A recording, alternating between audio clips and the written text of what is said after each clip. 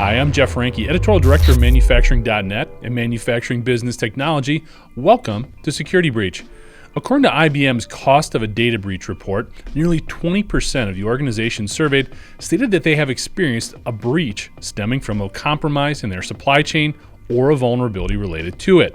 The average cost of these breaches was estimated at just under $4.5 million, or about $100,000 more than the overall average for a cyber attack. Their data also found that attacks emanating from the supply chain had a longer life cycle than average. Organizations took an average of 303 days to identify and contain a supply chain compromise, which is 26 days longer than the overall average. The increased costs and complexities of addressing supply chain attacks is not a surprise, especially when you consider that these intrusions not only impact the targeted company, but the logistics, distribution, and retail elements that are dragged along on this difficult and painful ride. In some instances, the fact that the targeted company runs on the smaller side, say less than $100 million in annual revenues, creates added pressures on these enterprises, as they may not have the resources or cybersecurity plans in place to respond to such an attack in a timely manner. This often leads to paying ransoms or failing to fully kick the bad actors out of their system, setting the stage for future attacks. Here to dive into the factors associated with supply chain attacks and other cybersecurity challenges is Theo Zafirakos, a cyber risk and information security expert at Fortra, a provider of AI-powered threat mitigation solutions. Well, I'm going to start you off with kind of a first pitch fastball. We'll jump right into some key topics here. And the big one I was hoping we could talk about today is supply chain attacks. I know this is an area that you've spent a lot of time on. It's something that's getting a lot of prominence right now, a lot of coverage because of the sort of trickle-down impact that it has on so many players within the industrial sector. So maybe you can just give us an overview a little bit. What are some of the big things that you're seeing impacting these supply chain attacks from either a vulnerability or just sort of an enterprise soft spot perspective? Yeah, that's a great question. And the most common types of supply chain attacks cover most of the times one of three areas. We're talking about either affecting software that's utilized by the different sectors, the devices that are used to access the software, or even the people themselves that are using that software. So I could elaborate further on those three areas, especially when we're talking about software being the predominant one. A lot of organizations rely on software to run their business, and cyber criminals know that. They could either breach code at the source, they could affect code repositories, and they could exploit vulnerabilities, not to affect only the supplier, but also every user of that software. Right, so they could have a trickle-down effect. Malware could be hidden, it could be distributed, and it could have a widespread impact. And we're talking about software. One of the most common software people are familiar with is, for an example, the Swift banking network, right? So that is a solution that is used by the financial sector for financial transactions. Okay. We look at software there, and on the industrial side, we're looking at ERP, we've got supply chain management, we've got inventory management, all of these different platforms kind of at work. Is there one in particular that has proven to be more attractive to the hackers that they go after, or is it just kind of logging in wherever they can and doing what they do? It's where there's an opportunity. A lot of times also we're going to look at software. They may have weak security controls to begin with, especially software that may be used to control OT devices, HVAC systems, CCTV cameras, and any software that is widely used by many organizations, because then the potential for harm is greater. All right. If it's a popular software used by a lot of individuals, a lot of organizations, cyber criminals could leverage that to have a widespread effect. Absolutely. And I think the other two that you mentioned there are also really definitely worth diving into a little bit. Devices is interesting. It's interesting that we're still dealing with devices, because you would think this would be something that is a point of really concentration and focus for the industrial sector, making sure we're not bringing in foreign devices from home or BYOD or anything like that, as well as when we're hooking up new technology and making sure everything is secure. But what are you seeing there that's still causing some challenges or creating some challenges on the device side? Well, it's the wide range of devices that we have become accustomed to using and connecting to our network. Not just laptops, phones, tablets, but USB keys. We have cameras, power, utility, as I mentioned earlier, HVAC systems, more and more, we have more systems connected on the network. In other situations, I've even seen vending machines that are connected to the network just to keep track of inventory and equipment being distributed to the workforce. So that is the challenge. And a lot of those devices were not built with cybersecurity or the hackers in mind. So they may be vulnerable and difficult to repair and patch. So that allows points of entries for those cyber criminals to gain access to corporate networks. Yeah. And the last one you brought up, people. I mean, that's so interesting because it just feels like personnel, they can be the biggest solution and also the biggest challenge when it comes to cybersecurity in terms of keeping folks out and putting those plans, keeping the plans working that maybe have been developed. What's been your experience there in terms of, do we need to update the training? Do we need to get people more involved and understand things from a bigger picture perspective? Yeah, and the latest trend is communicating to people and getting them to be part of our defense mechanism, creating that cybersecurity culture. It's not just about awareness anymore. We have to get them to understand that they have a role to play. They have the power to contribute to protect the network, and it's not just up to IT to protect them. Right? A lot of times we say that the people are the weakest link. Well, we'd like to say it's the most neglected link because until now we have focused on technologies, firewalls, IPS, IDSs, and we have neglected the individuals, right? Especially when it comes to the supply chain compromises. Business email compromise is an attack that happens through the supply chain, right? If you're used to dealing with an individual, well, what if that individual gets compromised, it gets hacked? Now they're sending you email, well, you're receiving this message. Well, it's coming from someone that I know. I should automatically trust it and follow the instructions, even though it's asking me to change the bank account information, right? And send an immediate payment to a late invoice.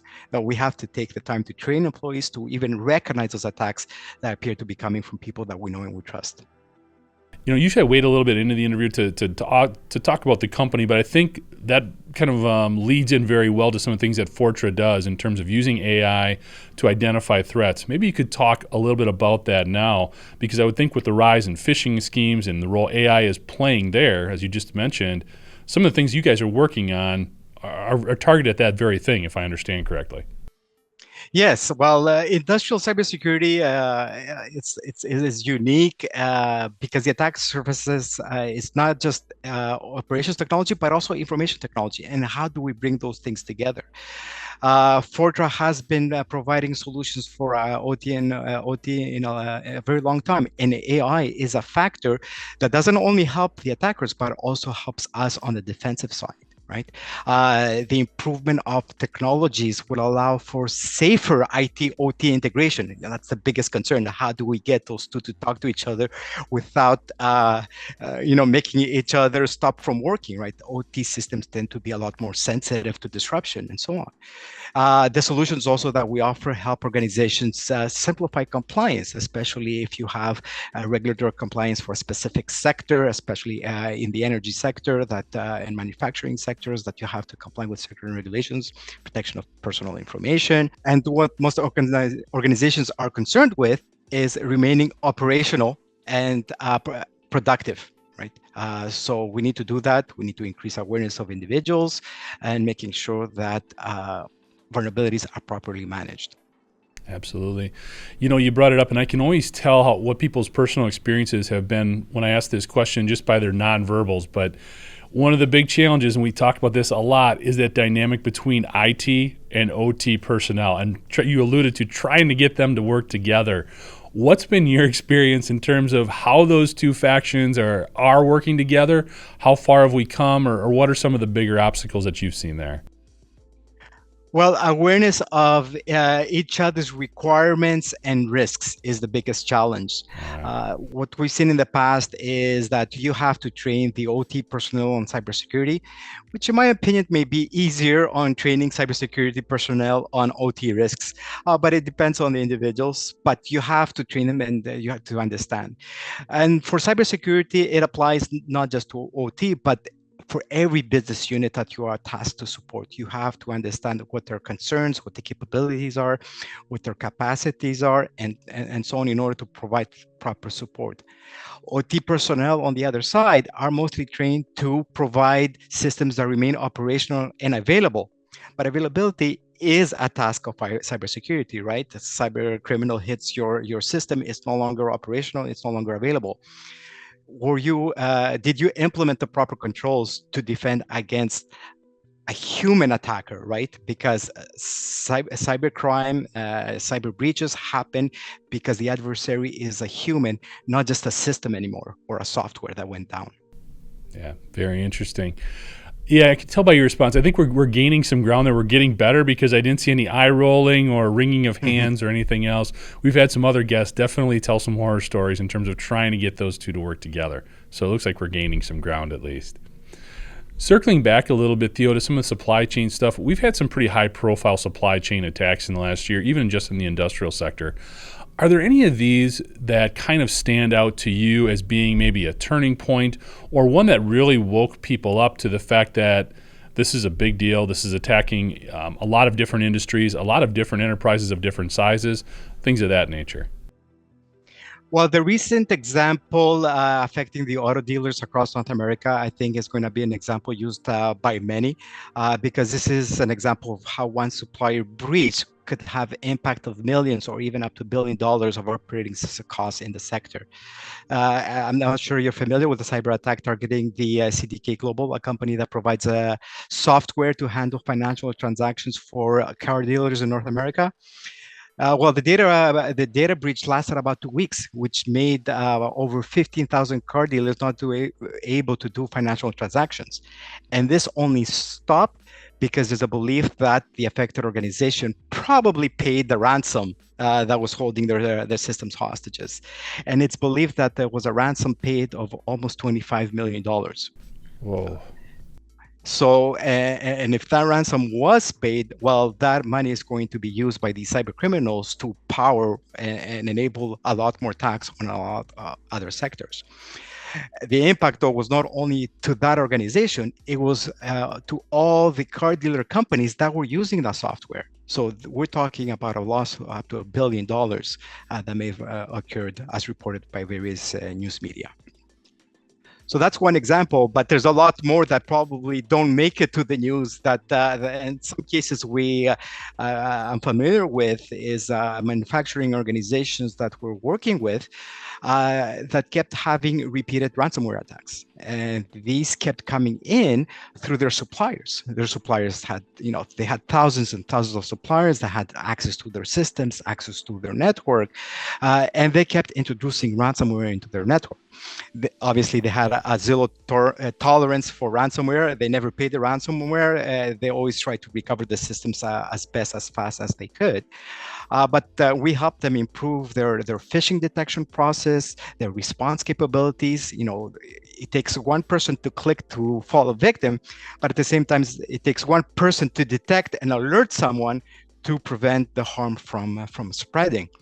And also, they introduced a new and reinforced awareness program, not only to their employees, but also to those suppliers, right? If those suppliers were small companies, they did not have a formal security program, well, that organization extended its own security and awareness program to those suppliers in order to protect its own systems and networks. Yeah. It's interesting. You bring up a couple of different points there, and I'm going to present these like they're black and white issues. They're not. They're more complicated than that. But what advice do you give folks when it comes to being ransomed? I mean, it's easy to sit here and basically say, well, don't pay it. We don't want to pay it. We don't want to fund terrorists. We don't want to fund criminals. But when things are down, especially on a plant floor, that's a tough decision to make. Where do you stand when it comes to paying the ransom? Well, if you're prepared and you have no choice, you may have no choice, but start by being prepared. The first step, because after that, you have no excuse if you didn't take whatever precautions you could to prevent from paying the ransom. And even if you pay the ransom, it doesn't mean that you will be able to recover as quickly as you think. I've seen examples where the ransom was paid and it still took 2 or 3 weeks to recover the systems because the decryption was so slow. Right. So it's always a last resort. I cannot advise on whether you should pay or should not pay. best advice is be prepared to recover and only pay if you are left with no other choice, or if not paying will result to a bankruptcy or a closure of your organization. Yeah. The other part of that too that comes into a lot of these attacks, again, I'm oversimplifying, but it seems like they could have been maybe averted if there were better segmentation strategies in place. There have been a number of cases where people did enter through software programs, they were dropping malware, and it just wormed its way through the entire system. And it seems like if there was more segmentation, maybe the attack wouldn't have been as big. It could have been contained more quickly. What's your take there? I mean, segmentation is definitely an important part of cyber defense, but is it underutilized in a lot of cases? Yeah. Segmentation, I would say, is one of the simplest forms of controls that could be put in place. Other organizations talk about zero trust architecture, which tends to be a lot more complex to implement. But at a minimum, segmenting your user networks versus your IT networks versus your OT networks is the minimum organizations should be doing.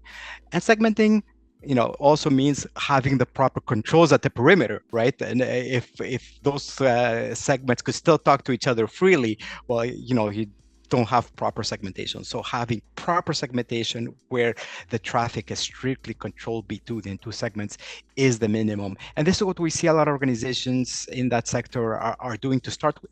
Is doing that segmentation, and also having backups that are protected from ransomware. A lot of backup solutions are now providing security against the ransom from propagating into the backup of your systems, to the backup of your data.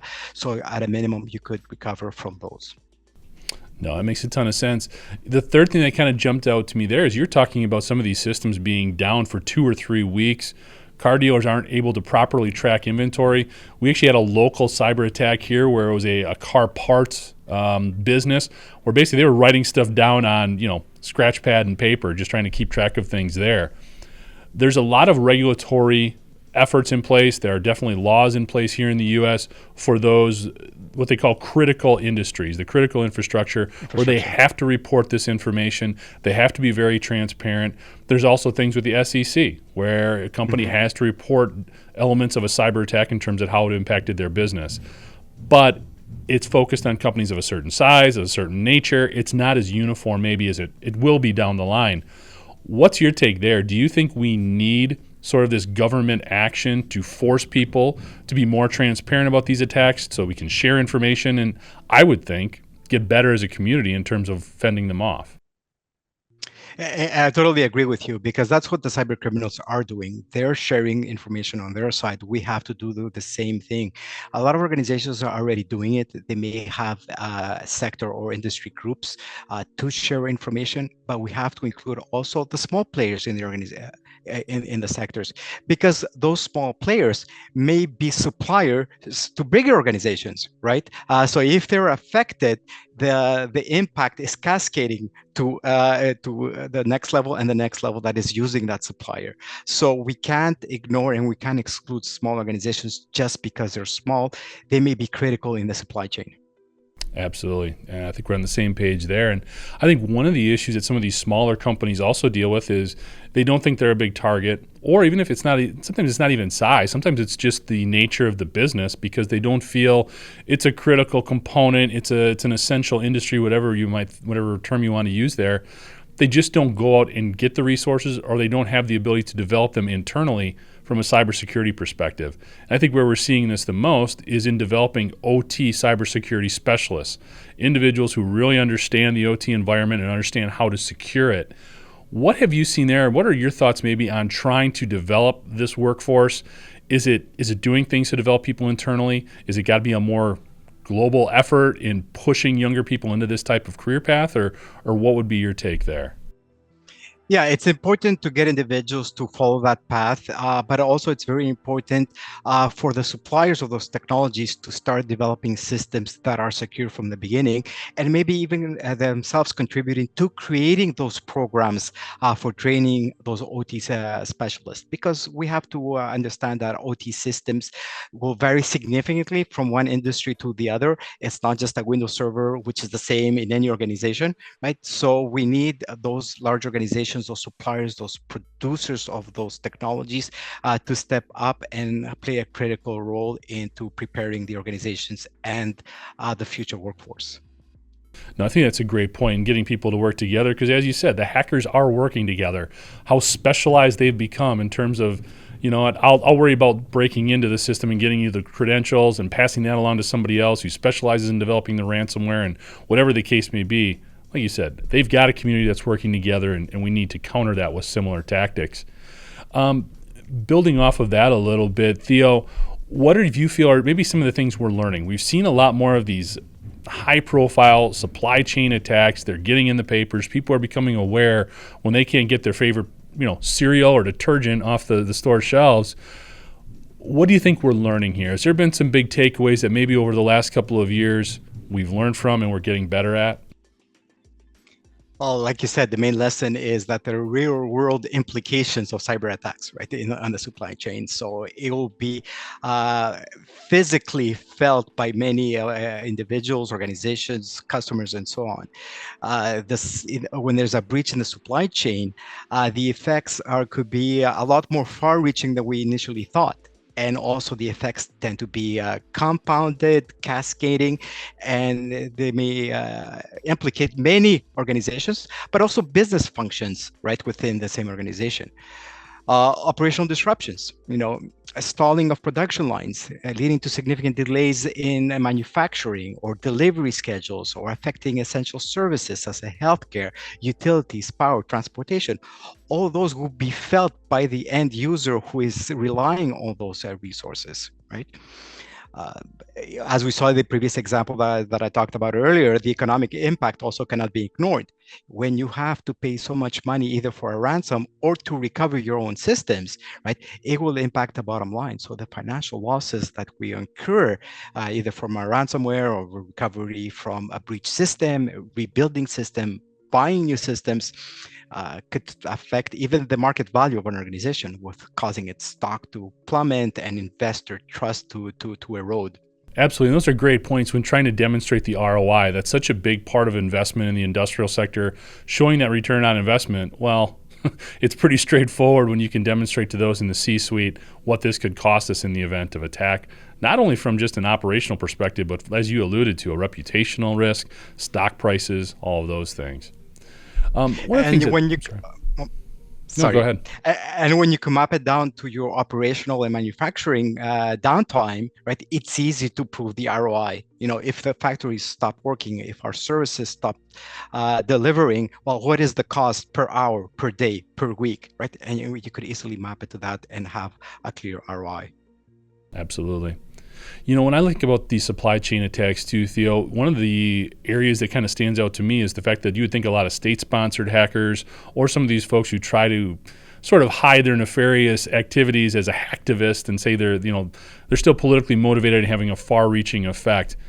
What are you seeing there in terms of the impact of these types of hackers, maybe the resources or the ways that they go about hitting, their victims, and sort of the longer term impacts they can have?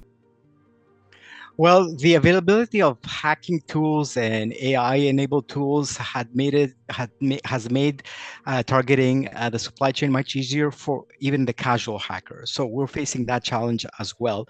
Either state-sponsored or cybercrime or organized crime will target a specific organization or a supply chain and will not stop until the breakthrough. Right. So there's those two different areas that we have to deal with and prepare for.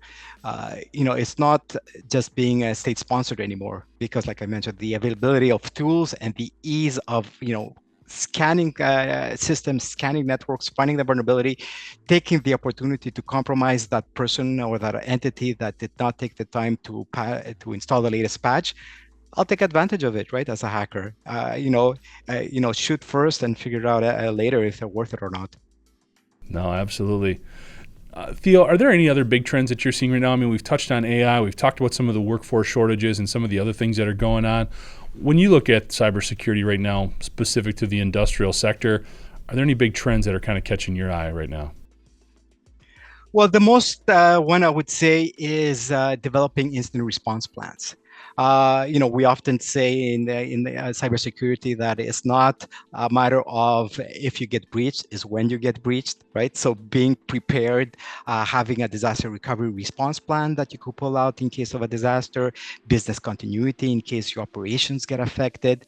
So at a minimum, have that in place and testing them on a regular basis to ensure the effectiveness, because protecting all your systems, all your endpoints, all your entry points will take a lot more time, right? If you have your incident response plans, will help you no matter when the breach happens. It will help you contain the breach, communicate the breach, no matter what is affected.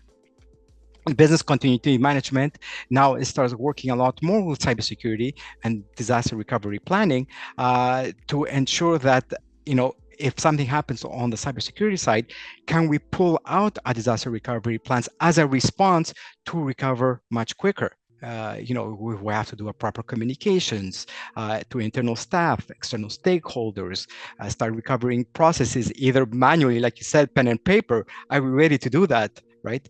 So we have to be able to respond to cybersecurity with the same business continuity plans. You've mentioned planning a couple different times. It makes all the sense in the world.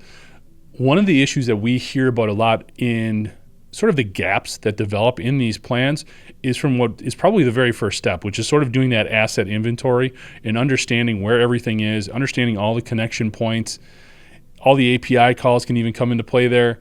Are you seeing the industrial sector or just your clients overall getting better at just understanding and having visibility on their operations, or is that still a huge challenge for a lot of folks? It's getting better, understanding their own internal crown jewels and the most important systems and data. But the next step is start to include your supply chain partners, your suppliers, your service providers, and ensuring that they have that same robustness in their plans as you do, right? So that becomes about, I would say, the next step. And that I can only imagine the types of conversations and challenges that presents as well. I'm sure there's a lot of people in our audience going, yeah, we know we need to do that. That's a tough conversation to have sometimes. And even to start. Yeah. So wrapping things up here a little bit, Theo, you're very heavily involved in all these things. You understand the threat actors. You work for a company that is focused on threat mitigation and detection. What helps you sleep at night? I mean, there's got to be a lot of things that could potentially keep you awake when you think about all the threats that are out there. But what sort of, gives you that peace that when you put your head down at night, things will be all right? Well, from the cybersecurity side, I see a lot of organizations and a lot of startups focusing on IT and OT security. So that helps me to see that it's still a point of interest from a commercial perspective because there's a lot to be done in that area. So knowing that we will never stop trying, right, helps me sleep at night. The fact that we're having these type of conversations, right, that also brings the topic top of mind for many organizations, many individuals, and security leaders have to start having those conversations internally and raising this concern within the cybersecurity committee they may have, executive management, just to raise the concern a bit higher within the organization and the board. Excellent.